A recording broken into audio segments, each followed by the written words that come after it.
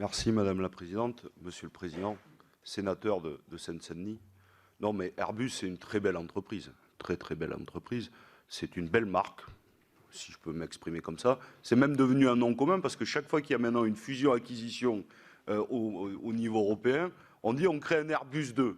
Mais c'est souvent en réalité des projets financiers, alors qu'au contraire, Airbus est créé d'abord par un projet industriel et une coopération entre États. Donc c'est important de le repréciser. C'est une très belle entreprise parce que un chiffre d'affaires, j'ai vu en 2019 de 70 milliards d'euros. Oui, communiste. Voilà, j'en viens. Voilà. Je vous précise, sénateur de Seine-Saint-Denis, sénateur communiste. Vous allez voir, la question va un peu changer de l'ambiance générale. Voilà, je vous préviens. Non mais 70 milliards d'euros, des bénéfices, un taux de redistribution des bénéfices près de 70%. Ce qui la classe quand même dans le top 10 des entreprises du CAC 40. Et je dis ça parce que vous avez annoncé quand même un plan de suppression d'emplois de près de 2000 personnes, donc 400 en France et dont 100 à Élancourt, dans les Yvelines, le département de Madame la Présidente. Non, je dis ça parce que en même temps que vous licenciez, vous dites qu'on a une question de formation. Et pourtant, les syndicats alertent, avec ces licenciements, il y a aussi de la perte du savoir-faire. Et comme on a un carnet de commandes sur 10 ans, rares sont les entreprises qui peuvent voir à long cours. Alors, évidemment, le secteur aéronautique est différent que d'autres. Mais pour le coup, les salariés alertent sur les charges de travail, sur les conditions de travail. Et ça, c'est une vraie question. Donc, je voulais avoir votre sentiment là, parce que pour l'instant, il y avait beaucoup de satisfaction sur... évidemment, on est d'accord que Airbus est une belle entreprise, je le dis, on la défend, mais il y a aussi des questions d'emploi. Et là, on aimerait avoir votre sentiment, surtout que, je le redis, les carnets de commandes sont pleins et l'entreprise est florissante, surtout pour ses actionnaires. Je vous remercie. Merci Fabien.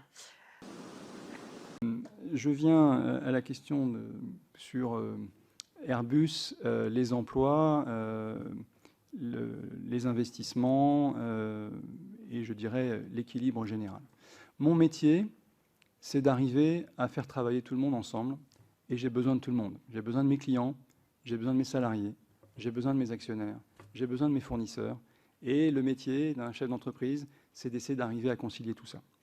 On a été et on est toujours un employeur très important. On embauche, on forme, on investit. Mais quand une activité a des difficultés de compétitivité, la pire des choses à faire serait de la laisser aller dans le rouge sans s'en occuper. Parce que plus tard on s'en occupe, et plus c'est grave, et plus les décisions doivent être radicales. Donc on essaye, au fur et à mesure de l'évolution des situations, de nous prendre en main pour redonner de la compétitivité à une activité. Vous avez parlé de licenciement.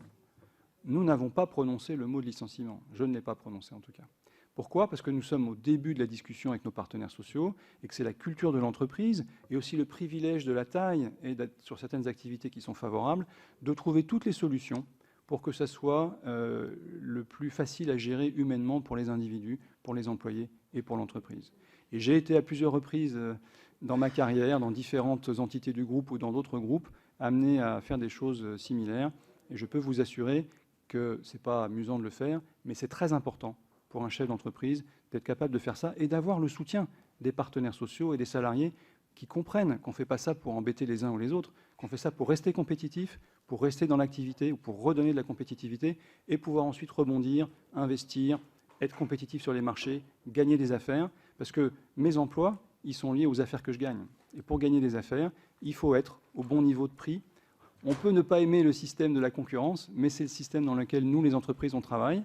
Et les pouvoirs publics nous y emmènent d'ailleurs. Donc on est amené à le faire. Donc ce que j'essaie de vous dire là, c'est qu'il faut replacer ça dans je dirais le paysage un peu plus large d'un Airbus qui continue à embaucher. On va essayer de trouver des solutions. Il y a des passerelles entre les différentes branches, entre les différentes activités.